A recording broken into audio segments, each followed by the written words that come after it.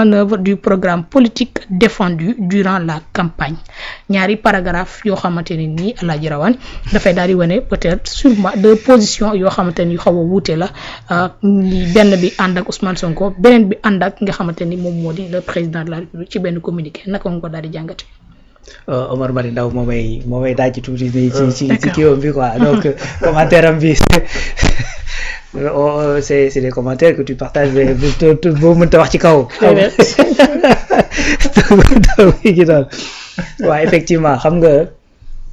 c'est-à-dire lan la ñu wax coordination Pastef France. loolu la ñu wax. Pastef France am déet. voilà donc Pastef France reste dans Pastef et que effectivement c'est une entité de Pastef. Et le bureau politique de Pastef wax na li muy wax et c'est clair. C'est que mënoo jël une ligne qui est différente de la ligne de Pastef. Il n'y a pas besoin de chercher à concilier, etc. C'est-à-dire, Pastef France sert Pastef. N'est-ce pas? Donc, c'est mon premier postulat. Donc, soxlawul ngay def dichotomie, di def une séparation entre Pastef et le gouvernement sénégalais, bi nga xamanteni c'est sous la houlette déjà du président de la République et le gouvernement n'est même pas sous la houlette du LOL. C'est-à-dire le gouvernement qui koy diriger c'est Ousmane Sonko en vérité. Parce que la présidence avec le gouvernement bokkuñu. Le président de la République moo chef ñëpp moo njaboote ñëpp. Mais le gouvernement qui koy proposer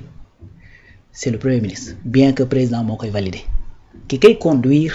c'est le Premier ministre. Donc quand tu parles de gouvernement mën nga yam tout simplement sous la conduite du Premier ministre, etc. Ce qui est un peu maladroit que je trouve, c'est communiquer beaucoup lire de A à Z. Paragraphe boobu ngay wax, je pense deuxième ou troisième paragraphe, c'est-à-dire donc ko ciy génne tout reste dans le contexte normal d'une entité de Pastef buy wax ci une situation boo xamante ne dafa concerner Pastef. Il n'y a pas de rappeler que dañuy soutenir le gouvernement, etc. Dès l'instant nga dugal lool rek, c'est-à-dire tu vas da ngay yóbbu ci nit ñi ci ñuy poser wu des questions ak di def ay analyses en n'en plus finir, etc. Cellule bu bokk Pastef mi ngi mel ni comme tey Moncap par exemple wala Monaf génn def communiqué ne waaw ñu ngi ci gannaaw Ousmane Sonko waaye ñu ngi soutenir président de la République luy loolu. Une logique. C'est-à-dire tu restes si sa ginnaaw président de parti tant que tu es dans le parti. boo demee ba gis ni ñuy doxee nag c'est plus comme ça exprimer ko fa nga ko war a exprimer buñ ko doxalul ci ni nga xamante ne noonu nga ko bëggee nga dem ba gisatoo fa sa bopp berul wala nga dem fekk ñeneen. Donc pour man loolu moo doon communiqué bi nga xamante ni moom la ñu waroon def tout simplement parce que entité France la entité Pastef du moins. Léegi nag yow personnellement yow mi diriger entité bi wala nangam su fekkee da nga am d'autres positions ça c'est d'autres positions parce que kenn ku ci nekk ci biir am nga sa ay xalaat mën nga ko doxal ak yu demee noonu. Mais quand tu dois parler en tant que entité boo xamante ni dafa affilié wu à Pastef c'est-à-dire li nga war a def tout simplement mooy aligné wu sur la ligne bi nga xamante ni Pastef moom la génne te ligne boobu xam nga c'est quoi c'est-à-dire après la rencontre bu bureau politique bi ak le président de la République bi ñu génnee la fameuse déclaration alhamdulillah le fameux communiqué alhamdulillah ni ko gars yi di tooñee mais liñ ci wax bokk na ci benn phrase bu ñu ci dugal mooy nu mu koy tuddee ci le bureau politique dafay wéy di doxal résolution yi nga xamante ne moom lañ jëloon ci suñu rencontre le 15 résolution yi ñu jëloon ci rencontre le 15 xam mooy lan dañuy wéy doxal apte parce que trouvé woon nañ tur ba pare restructuration bi dafay continuer sous la houlette de Aïda Mbodj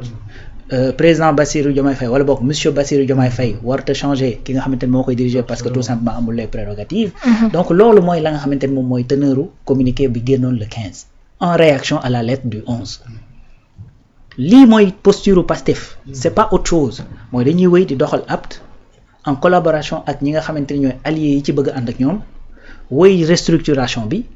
que également Aïda Mbodj moo koy wéy di loolu jusqu'à nouvel ordre en tout cas c'est ça la ligne de Pastef donc beneen entité boo xamante ne da nga bokk biir Pastef su fekkee da ngay matérialiser sa ancrage ci biir Pastef boo génnee waroo wax lu weesu lii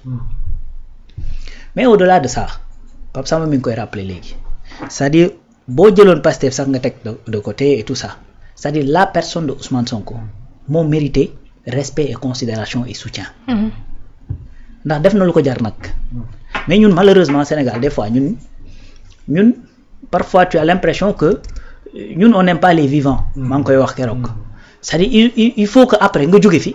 pour ñu soog naan diw de sawaay taxawaay bi mu taxawal xoolal Cheikh Anta Diop nii la sonnee woon ci réew mi ñu jël ko isolé ko xam nga teg ko benn ruqu Senghor def le tout ba nga xamante ni son potentiel n'a pas voilà éclorul pourtant sénégalais ñi ngi fi woon léegi tey boo doon wax kàngam yi ci réew mi ak ñan la ñuy identifié woo dañ lay indil Cheikh Anta Diop teg Mamadou Dia bi ka Senghor di def li mu koy def également les sénégalais étaient là mais aujourd'hui tey boo waxee Mamadou Dia ñun la Mamadou Dia mooy ku baaxoon kii Senghor moom moo def tu vois moom moo def loo xamante ni deful et cetera pourtant les sénégalais étaient là il faut que ñu changer loolu et que ñu apprécier beaucoup plus les vivants li ñuy def te mu war a nekk loo xamante ne bu ñu koy kii dañuy considérer deux choses mooy ce qu'on appelle la solidarité je pense c'est en sociologie bien sûr donc la solidarité horizontale et verticale maanaam nii ñun ñuy dund nii de manière contemporaine ñun ñuy dundandoo Ousmane qu'est-ce qu'il a fait te muy mën a doon njariñ pour ñun ñii ñëpp je crois que da ngay am ay tontu. bien sûr soo réew mi am na nu mu doon doxee te ñu bari ñu ëpp ci ñun bëgguñu woon mu doxee noonu pourtant dafa taxaw temm daj ci lu ne ñu teg ko ba aujourd'hui on a pu changer de régime muy benn deuxième chose lan la Ousmane di jéem a dox te muy jariñ ñi nga xamante ni c'est les générations futures mais souverainisme bii ñuy jéem a prôner mais tey souveraineté ci wàllu économie bii nga xamante ni moom la ñuy jéem a dox moomal suñu bopp ressources yi nga xamante ni ñoo am ci réew mi jéem a investir ci des projets yoo xamante ni c'est structurant et c'est productif mais loolu ci kan lay jariñ bu sottee mais suñu njaboot gi ñëw suba kon kay yow dans ces deux cas là je pense que la personne même de Ousmane au-delà de toute considération mérite na respect considération et soutien par-dessus tout à plus forte raison nag njabooti boppam ñi nga xamante ni biir Pastef lañ bokk n'est-ce pas donc pour man y avait pas à essayer de concilier ñaari affaire parce que waxoo sa waxi bopp c'est-à-dire waxi structure boo xamante ni dafa affilié wu à Pastef ngay wax structure boo xamante ni banqaas du sax affilié banqaasu Pastef la donc boo ciy wax li ngay wax tout simplement mooy su fekkee ni mënoo wax li nga bëgg a exprimer yëpp waxal ne je m'aligne li bureau politique bi wax parce que bureau politique moo leen chapeauté yéen ñëpp bien sûr donc je crois que loolu nag pour man dichotomie boobu mënoon naa ñàkk ci kii bi d'autant plus que koo xamante ne dañ la doon tëru moo tax souvent may wax ne ku ñuy tëru da ngay xam a teggi boo seetloo démb ak bërki démb ba tey réseaux sociaux yi gars yi ñu ngi naan Pastef France pourquoi def leen communiquer Pastef France parce que dafa am lu tax parce que Pastef France ki ko jiite dafa nekk un ministre de la République bien sûr muy Aliou Sall di ministre de la communication loolu moo tax nit ñi sëkkatal ko teg ko pression waxal donc mais pour man ba ngay loolu ce qui était plus intelligent mooy tout simplement boo waxee au nom de li nga xamante ni mooy Pastef France nga garder la même ligne de Pastef su fekkee nag da ngaa génn en tant que juste benn responsable bu la neexee nga def comme Amadou Ba parce que Amadou Ba bi ñuy def live waxul en tant que Pastef Thiès Absolument. bu génnoon wax en tant que Pastef Thiès am na waxin boo xamante ni du ko waxee mais bu muy génn dafa génn comme benn responsable ba mu waxee tamit gis nga les gens dañ ko tomber dessus parce que am na nu mu waxee noo xamante ni man jàpp naa ne une partie de la communication bien que jublu bi moo doon fédéré mais des fois nga am yéene goo xamante ni ngay wax mën na koo bañ a traduire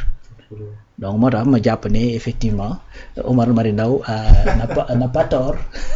ci commentaire ci communiqué bi nga xamante ni moom moo génn mi ngi noonu ayca ba tey ñu daal di continuer yéen ñi nga xamante ne yéen ñu seetaan actuellement